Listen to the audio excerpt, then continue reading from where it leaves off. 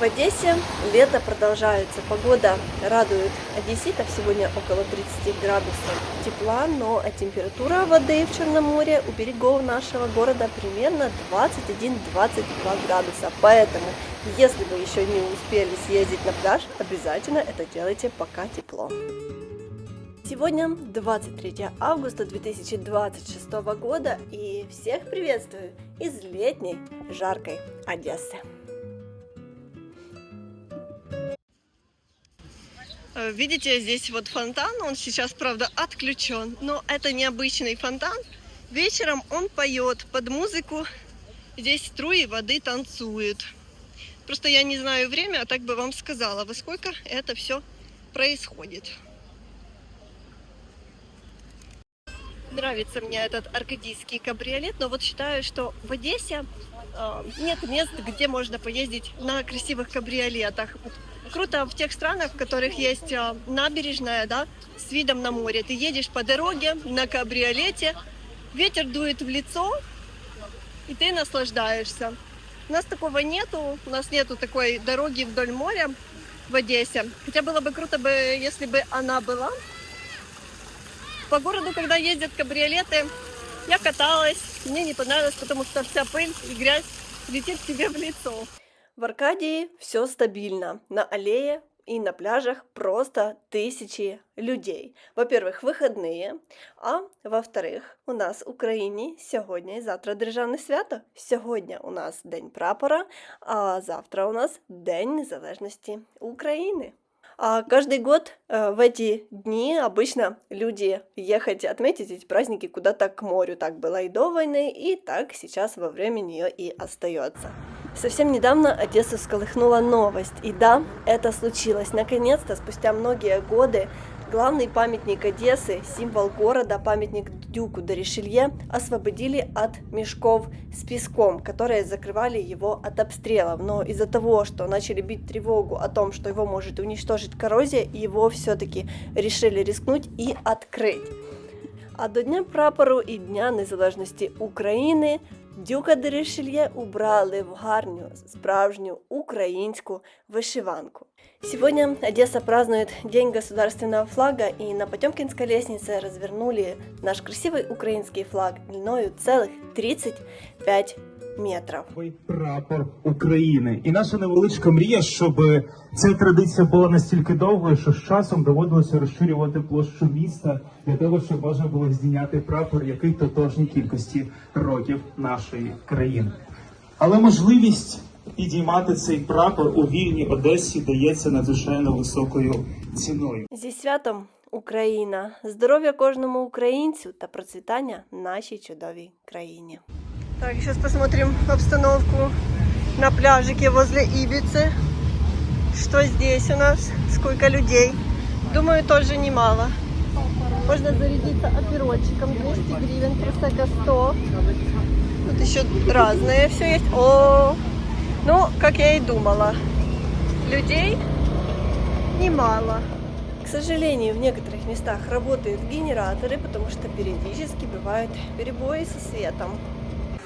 Кстати, не все одесситы скучают на пляжах. На днях в море просто устраивали такие спортивные гонки на лодочках. Так, кто-то ел арбуз и забыл его забрать. Не доел, не хватило сил. Оставил, может, чайка. Я говорю, люди за собой не убирают. Он-то смотрится прикольно здесь, но потом он упадет в море, потом выбросит его на берег, если никто не заберет. И получается потом мусор. Если не можете осилить, либо кому-то отдавайте, либо несите это все к мусору. На одесских пляжах собаки иногда такое чувство, что ищут какое-то сокровище. И это не исключение. Не знаю, в итоге она нашла что-то или нет, но, по-моему, она очень хорошо и весело провела время. На пляжах, как вы видите, людей много. Во-первых, праздники. Во-вторых, все стараются приехать в Одессу, пока дети не пошли в школу, потому что 1 сентября уже дети будут заняты учебой, и родители, соответственно, с ними никуда не могут поехать. Но и есть такое мнение, что в начале сезона и в конце сезона в Одессе отдохнуть гораздо дешевле. И да, в какой-то части это действительно так, потому что в пик сезона на некоторые услуги и на жилье цены действительно могут быть дорогими. Поэтому многие выбирают для отдыха конец августа, начало сентября. Потому еще месяцок в Одессе людей будет точно много.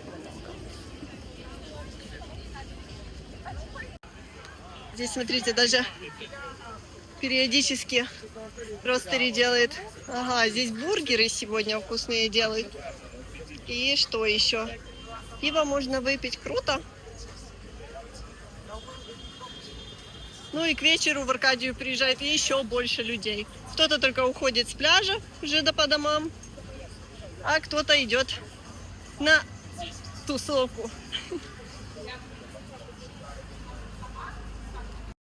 Многие думают, что Одесса достаточно маленький город. И вы знаете, да, территория Одессы небольшая, она в разы меньше, чем Киев.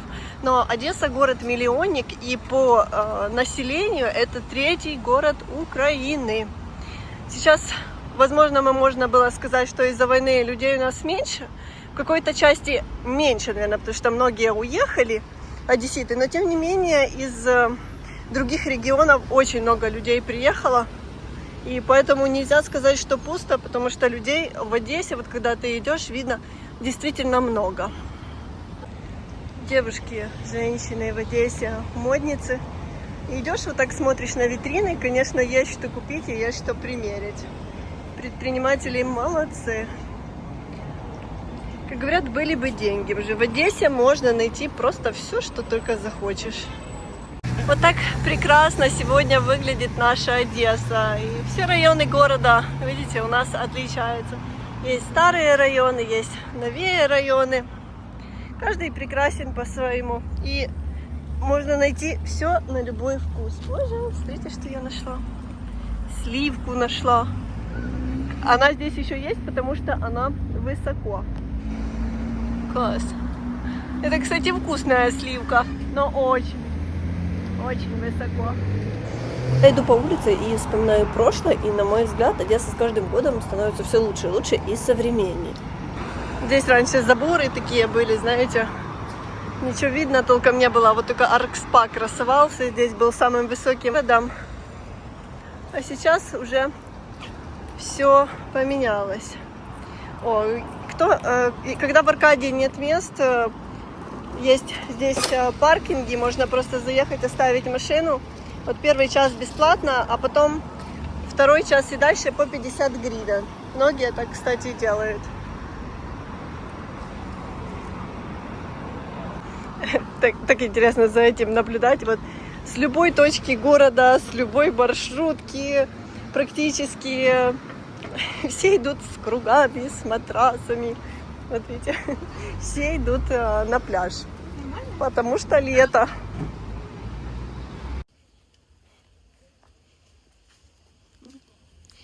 Как спят одесские коты. Котик, да не бойся. Разбудила его. Всем хорошего дня, хорошего настроения. И, конечно же, до встречи в следующем видео из Одессы. Всем пока-пока.